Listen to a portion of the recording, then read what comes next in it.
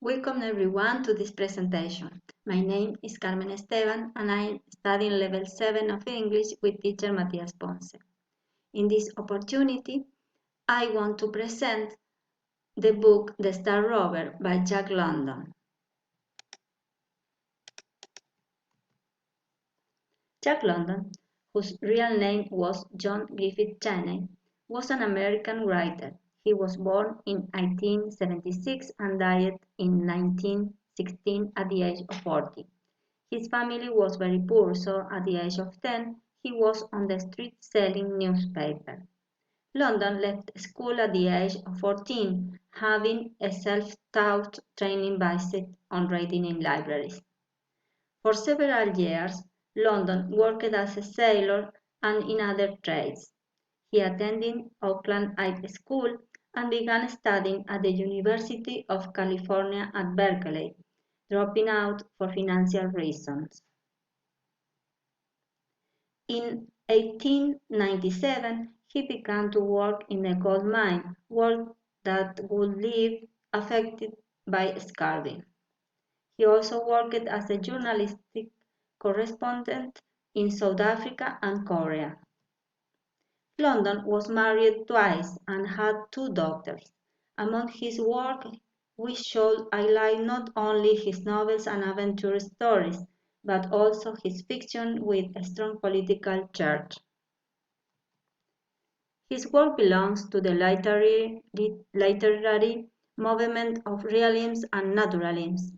His literary work, narrated lightly and in a direct and powerful style, is an extension of his own adventurous life and his thoughts. London was part of the radical literary group in San Francisco and a passionate advocate of socialism and the rights of workers.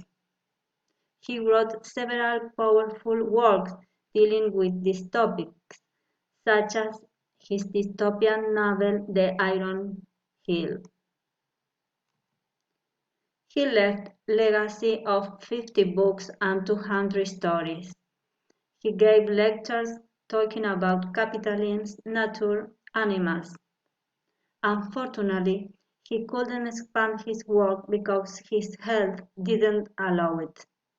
He passed away at the age of 40 due to his problem with alcoholism and kidney problems. Among his notable works are The Call of the Wild, The Sea Wolf, White Fang, The Road, that is an autobiographical memoir, and Martin Eden, among other important works. The Star Rover is the last novel that Jack London wrote in 1915. It's a strong critique of torture and the death penalty, and also shows man's resistance to suffering, highlighting the power of the spirit over the flesh. It is science fiction and involves both mysticism and reincarnation.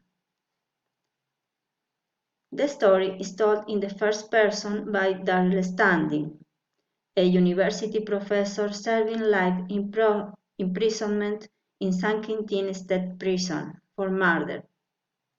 Prison officials try to break his spirit by means of a torture device called the jacket, a canvas jacket which can be tightly laced so as to compress the whole body, inducing a severe chest pain.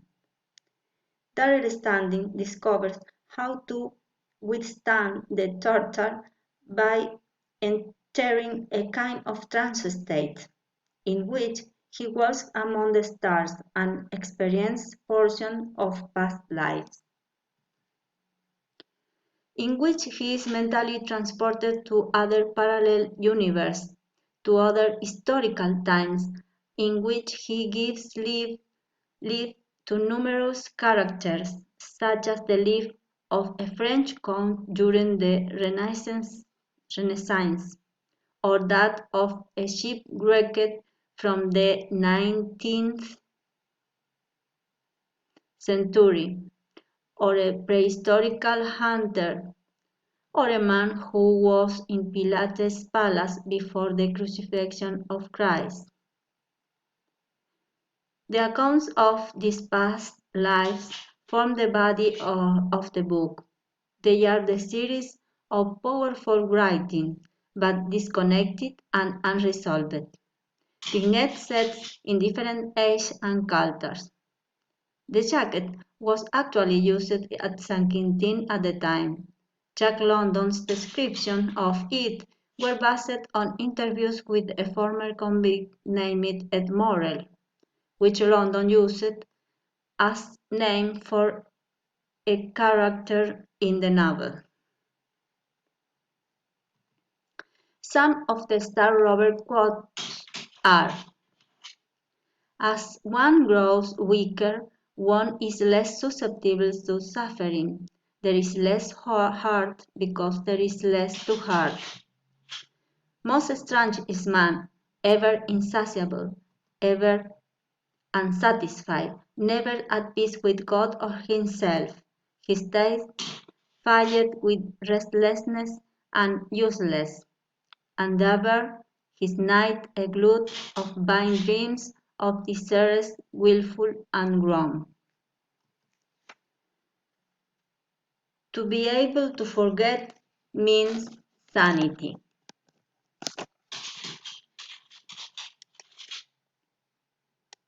Well, finally,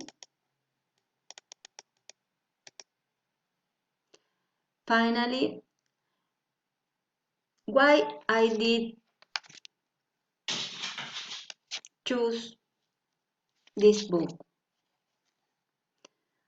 This book came to me by chance, and it was a pleasant surprise. London, through Darrell Standing, managed to make me share the darkness of the cell, the pain of the straitjacket, and the satisfaction of the release of pain through the mind. The author balanced pain and brutality with beauty and freedom. I wanted to share this reading with all of you. Thank you for your attention.